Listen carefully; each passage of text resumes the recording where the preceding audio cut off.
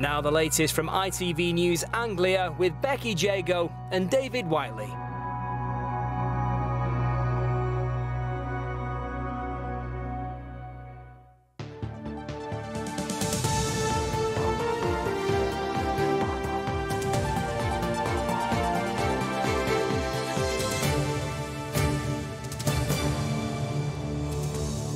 Good evening, welcome to ITV News Anglia. Tonight's main stories.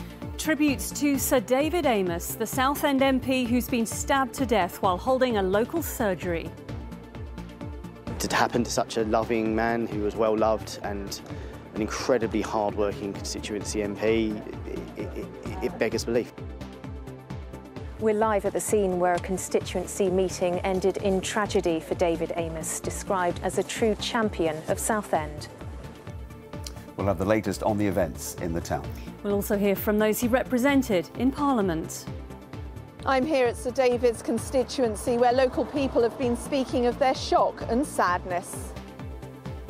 And we'll look back at the political career of our region's longest-serving MP.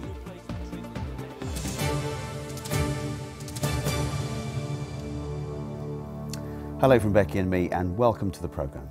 First tonight, MP Sir David Amess went to work this morning to do something that he'd done hundreds of times over the past 40 years, attend a local surgery for his Essex constituents. Just after 12 o'clock, he was attacked, stabbed multiple times. He died in the Methodist Church in Leigh-on-Sea, where the meeting had been taking place. His killing comes 5 years after that of Jo Cox, also stabbed to death as she met constituents.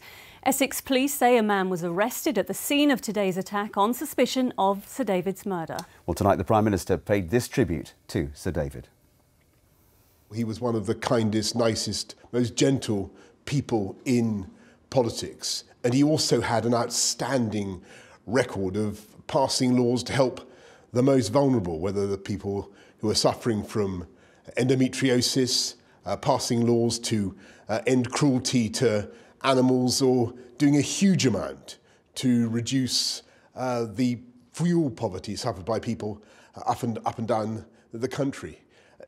David was a man who believed passionately in this country and in its future. And we've lost today a fine public servant and a much-loved friend and colleague. And our thoughts are very much today with his wife, his children and his family. Well, our reporter Hannah Pettifer is live at the scene outside Belfair's Methodist Church in Leigh-on-Sea for us this evening. Hannah. Well, yes, there's an incredibly sombre mood here this evening. People have been speaking to me all afternoon about their shock and disbelief at how such a big name in Southend has been killed, carrying out essentially his duty. As you said, David Amess had been holding his constituency surgery here at the Belfair's Methodist Church in Leigh-on-Sea when he was stabbed several times and died at the scene. I've been told that he didn't normally carry out his surgeries here, but only recently he decided to take them to different locations so that it was easier for other people to come and meet him and see him. And it's that picture that we've been getting of him all day, that he was such a hard-working constituency MP that couldn't have worked harder for his community. Natalie Gray now has this report. Murdered at midday, our region's longest-serving MP. Sir David Amess was stabbed multiple times at a meeting with constituents. A large cordon outside the church hall in Leigh-on-Sea, where this hard-working and hugely popular MP died from his injuries.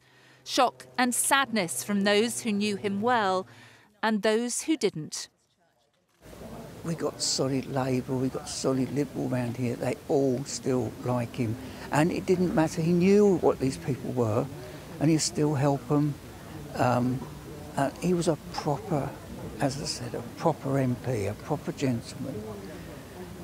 Because this is so tragic. He was such a lovely guy. I mean, you'd say, hello, Sir David. Oh, leave the sir out. Yes.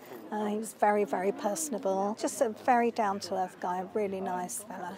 I can't believe it's happened. He loved the community, he loved the Southend-on-Sea, he loved Westminster, oh, lovely person he was. When I spoke to him, I was closer than you and I are now, so they're very open to anything any untoward person wants to do. I think things will be changing now, though. The father of 5 is the second sitting MP to be killed in such circumstances. 5 years ago, Labour MP Jo Cox died as she attended a constituency surgery. Mr Amess had spoken about his worries about knife crime in Parliament. I raised the issue of knife crime in the Chamber earlier this month and was told by the Prime Minister that we have already recruited over 6,000 of the government's target extra 20,000 police officers. I hope that Essex Police recruit enough police officers to stop any more violent crime. Tributes have been pouring in from across the political spectrum. The leader of the Labour group on Southend Council admitting he is lost for words. I'm totally shocked by the news and I'm struggling to take it in, to be honest. It is extraordinarily upsetting. The MP for Malden in Essex saying he'd lost a friend. The tragedy is that this is not the first time this has happened. It's now the 4th occasion in recent years when an MP has been attacked at a surgery, twice resulting in the loss of the life of the MP.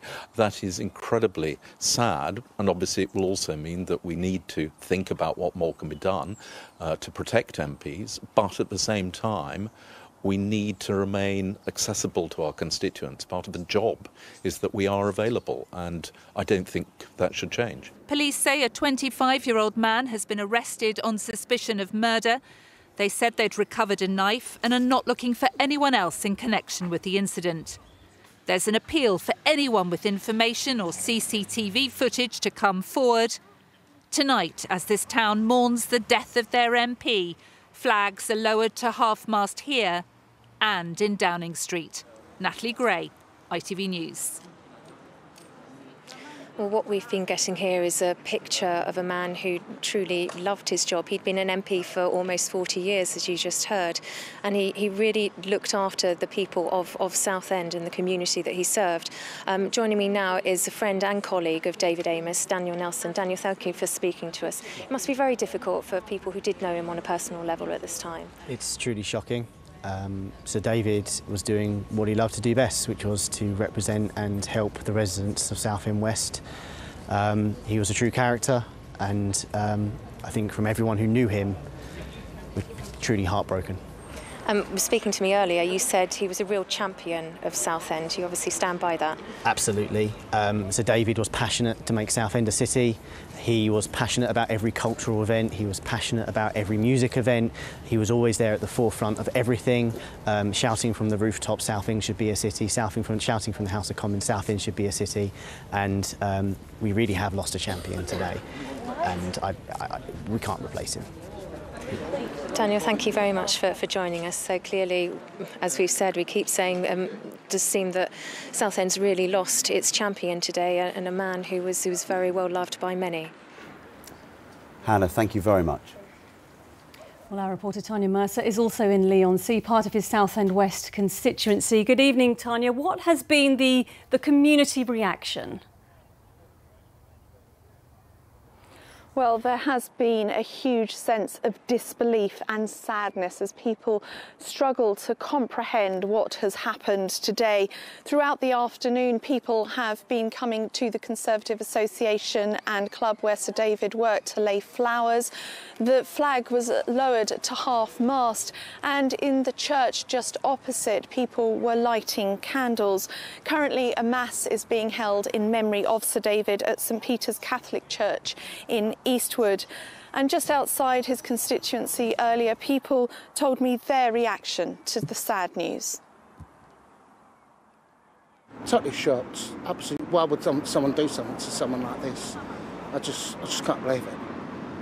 Totally shocked. I think a lot of people will. Regardless of what people might have thought of his personal politics, he represented the area. That shouldn't have to happen to an MP when they're just doing their job. I met him a few times, and he just always talked to you. He would just smile at you and say hello, and he was just a really nice guy, and people just knew him. And Tanya, this constituency was really so very important to Sir David, wasn't it? Absolutely, yes, that's right. Sir David had been an MP in this area since 1983, previously for Basildon, and then after constituency boundary changes in 1997 for Southend West. And he was hugely popular among his supporters, and that is perhaps because he was very much a man of this community. He was a long-term campaigner to make Southend a city, and he supported many local charities and organisations. And this is what the Reverend had to say today. I can't understand how this has happened, but our thoughts and prayers are with the family. We've just opened up the church for people to light candles, say prayers, and you know, I think everyone's in shock at the moment. A very well loved man around here. Well, there is a very strong feeling here tonight that whatever your political views, Sir David was a man who genuinely cared about this area and fought hard to represent it. And for many, it is very sad that a man who gave so much for this constituency should die at its very heart and doing the job he loved so much. Tanya, thank you. Well, there's been a huge outpouring of tributes from his friends and colleagues across the political spectrum in Westminster. The Chancellor, Rishi Sunak, said the worst aspect of violence is its inhumanity. It steals joy from the world and can take from us that which we love the most. Today it took a father, a husband and a respected colleague. All my thoughts and prayers are with Sir David's loved ones. Fellow Southend MP James Duddridge wrote, "Absolutely devastated. David was my parliamentary neighbour and friend. All our thoughts are with Julia and his 5 children." Labour MP for Cambridge, Daniel Zeichner, posted, "I am devastated to learn that Sir David Amess has now died, a servant to his constituents, to Parliament and the country over many, many years. He'll be sorely missed. My thoughts are with his family and friends at this traumatic time." This from Harlow MP Robert Halfont. So sad about Sir David Amess. He embodied Essex man, kind, thoughtful, funny, compassionate and generous-spirited. May he rest in peace.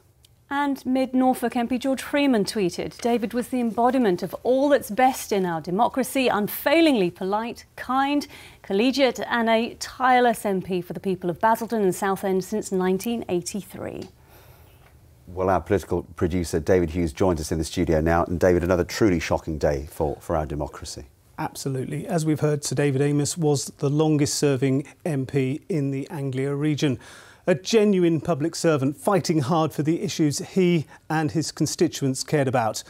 Of the 650 MPs in the House of Commons, only 3 others had been in Parliament for longer. He was first elected in Basildon in 1983, nearly 4 decades ago. That was always a marginal seat, but he held on against the odds in 1992 in the first sign that John Major and the Conservatives were going to win an historic 4th term. In 1997, the year of the Labour landslide, when he would have lost that seat in Basildon, boundary changes facilitated a switch to a neighbouring constituency, Southend West, which he held ever since. He was a campaigning MP, joining his constituents on protests, whether it be hospital closures or controversial local developments. He was an absolutely dedicated and strong advocate for animal rights. Here he is with his dog, and he was instrumental in getting a new law introduced that banned the tethering of horses and ponies in fields. It was only through a constituent bringing this to my attention that I realised how widespread it is. Apparently a lot of money can be made through horse dealing, and often the animals are shipped abroad or just simply sold for meat for quite high prices. So a long-serving MP, David, but never a minister. No, he never, I think, sought high office and never attained it. But I really think that actually suited him. Agitating and campaigning from the backbenches, that's what he loved. In the House of Commons, he revelled in managing to get a reference to his constituency, whether it was Basildon or Southend. He got into every intervention, every question. His most recent campaign was getting the Essex seaside town recognised as a city. He also celebrated the elderly citizens of Southend, gathering 100-year-olds together for an annual party. In 2005, the gathering broke the record for the most centenarians in one place at one time. He was one of those local MPs who could berate us as reporters and as journalists for not giving enough coverage to this story or to that one, or not giving Essex its fair share of airtime. But there was always that little twinkle in his eye that told you that it was only a gentle telling off. Of course, there are many community groups who Sir David supported over the years, including the Scouts. And I know, David, you had met him on a number of occasions. Yeah, lots of times. Yeah, I mean, right back to the beginning of my career in Southend in radio. 26 years ago, I used to interview Sir David quite a bit, and then I'd often interview him, and then I'd bump into him at events. So the Oldley Regatta, I used to kind of compare that as well. He'd always be there. He'd always be there championing people and championing the Scouts. And today at 3rd Chalkhill Bay Sea Scouts, they lowered their flag, the ensign, to half-mast as a mark of respect. And Dan Parsons is the Sea Scout group leader at 3rd Chalkhill Bay. Well, as a group and personally, we're truly shocked and saddened at the news that we've heard from this afternoon. Sir David was a massive supporter of what we did down here in the old town with the kids and the Sea Scouts. He was ever present in our community. You see him at many community events. Just a really fantastic guy that actually seemed to really want to understand what we were doing, why we were doing things. Well, your news hour continues at 6:30 with more on the killing of Sir David Amess. At 6:30, here's Charlene. Coming up, we'll have the latest on the attack on Conservative MP Sir David Amess. The 69-year-old has died after being stabbed whilst meeting constituents near Southend, an area he's represented at Parliament for nearly 40 years. Tonight, a man is under arrest and police are investigating the motives as MPs from all sides speak of their shock and sadness. It again raises serious questions about the safety of our politicians. We'll bring you the very latest at 6:30.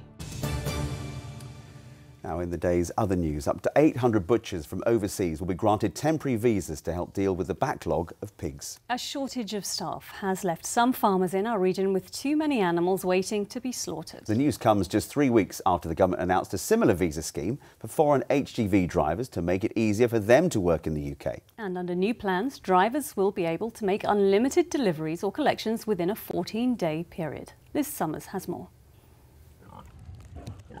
It's a decision made over fears as many as 150,000 pigs could be culled because of a major backlog in abattoirs. The government has said now it will offer 6-month emergency visas to up to 800 foreign pork butchers. Rob Muttimer breeds pigs in North Norfolk. He's also chairman of the National Pig Association. He's welcomed the government's U-turn. We're very relieved that the government has finally decided to act and help us. We were in a terrible hole as an industry, facing the prospects of culling hundreds of thousands of pigs, and hopefully now that is averted. But we're also very, very sad for those people in the industry who have had to cull pigs already, and we know of 6,000 pigs that have already been culled and disposed of. Stuart Barker runs a butcher's shop in Great Shelford in Cambridge. He hasn't had any issues with supply of meat, but says customers are panic buying for Christmas. We use local guys, but I think generally the knock-on effect with the bigger guys, the supermarkets and that, yeah, there is going to be that. Our sort of orders in advance are about 300% up on the time that they were this time last year, which was a strange year as well, so we don't know how to gauge it, but it's challenging, yeah. The lorry driver shortage is a concern in the run-up to Christmas too. Rules on the number of deliveries overseas drivers could make in the UK are set to be relaxed under new plans. Drivers will be able to make unlimited deliveries or collections within a 14-day period. Right now, EU drivers can only make 2 pickups or drop-offs a week. But here at Buffaloed Logistics in Cambridgeshire, there are concerns. There's no control over the quality of the drivers that come into the UK with the foreign hauliers. There's the driver standard agency that deals with them, but it'd be very difficult for them to manage any more that would come in. The UK's lorry driver shortage and pig farmer crisis are being blamed on Brexit and the pandemic. The government insists these changes mean Christmas will go ahead smoothly. Others fear there'll be more bumps in the road. Liz Summers, ITV News. A robber who beat up 2 women and a teenage girl after posing as an Amazon delivery driver has been jailed for 16 years. Sandale Hornea called at the family's home in Luton wearing a high-vis jacket and carrying a parcel. When the door was answered, he forced his way in and assaulted all 3 family members. A 14-year-old girl suffered a fractured eye socket while her 61-year-old grandmother was knocked unconscious. The attack in September 2019 was caught on the family's CCTV. Inspectors are calling for urgent action to protect vulnerable children from violence and excessive force at Oak Hill Youth Prison near Milton Keynes. The Prison Inspector and the Care Quality Commission have issued an urgent notification to Justice Secretary Dominic Raab saying the system for keeping children safe is in disarray.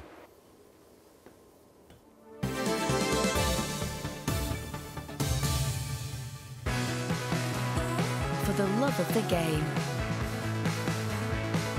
eBay sponsors ITV Regional Sports Reports.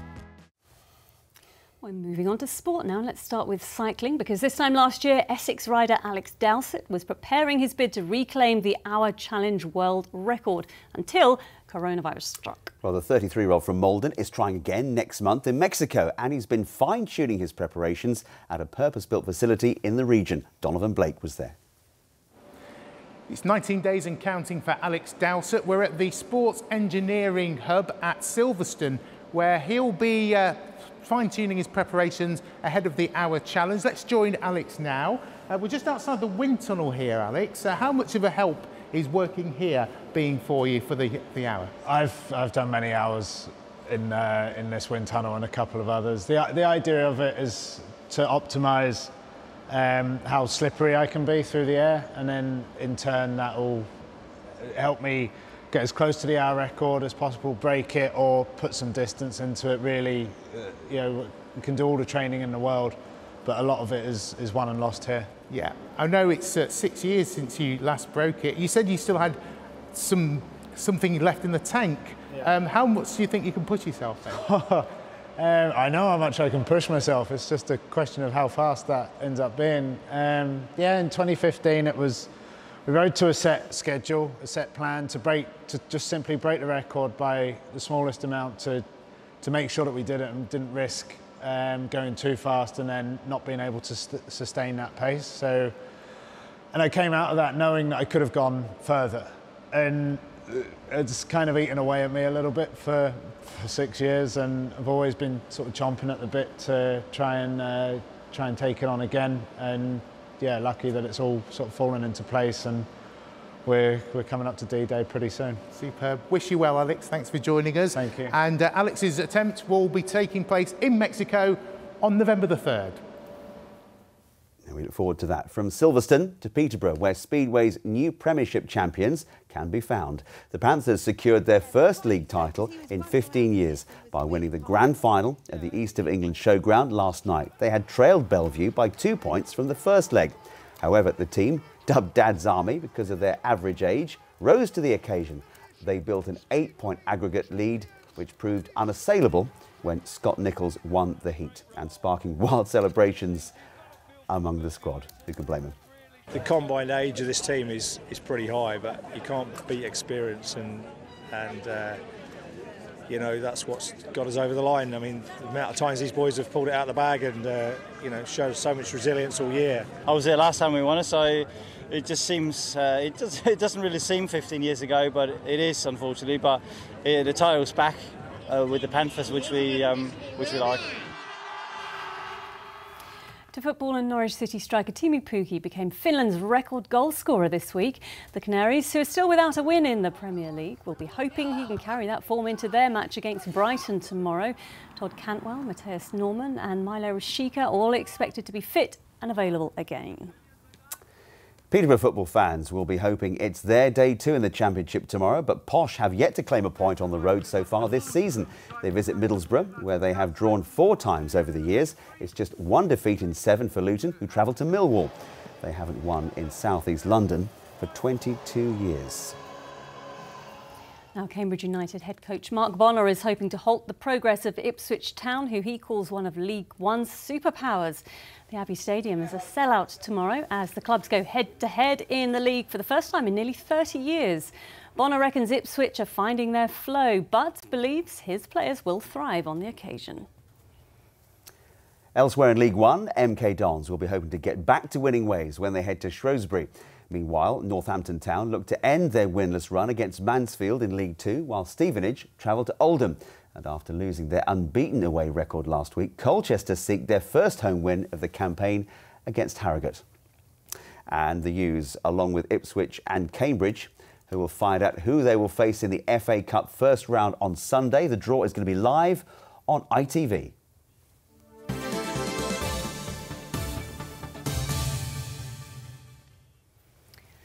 Well, we can return now to our main story and the tragic death of Sir David Amess, stabbed to death while holding his weekly surgery. Hannah Pettifer is still at the scene for us live this evening. Hannah.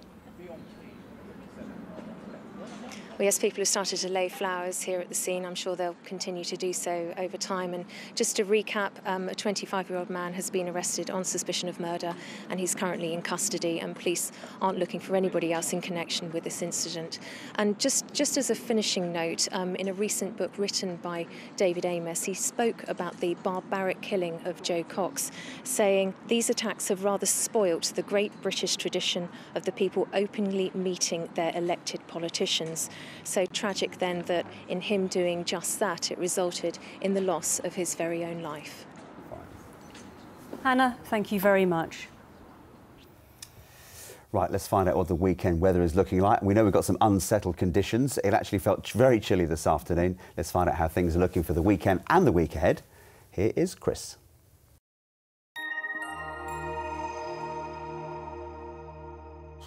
Greater Anglia sponsors ITV Anglia Weather.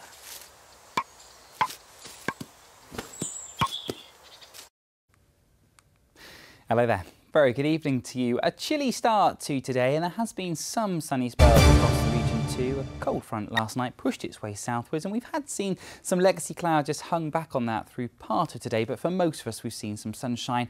And for the weekend, well, often on the cloudy side there'll still be a few brighter spells here and there, staying largely dry. I say largely because there will be some light rain in the forecast on Sunday, and compared to today it actually will feel a little bit warmer and milder for all of us as a southwesterly airflow begins to kick in. High pressure starts to slip out of the way through the weekend. It's this weather front that tries to push its way in as we head towards Sunday, but it's that southwesterly airflow. You can see the tropical maritime air moving back in across the country, pushing the blues out of the way, and actually for all of us that's why our temperatures will gradually start to rise.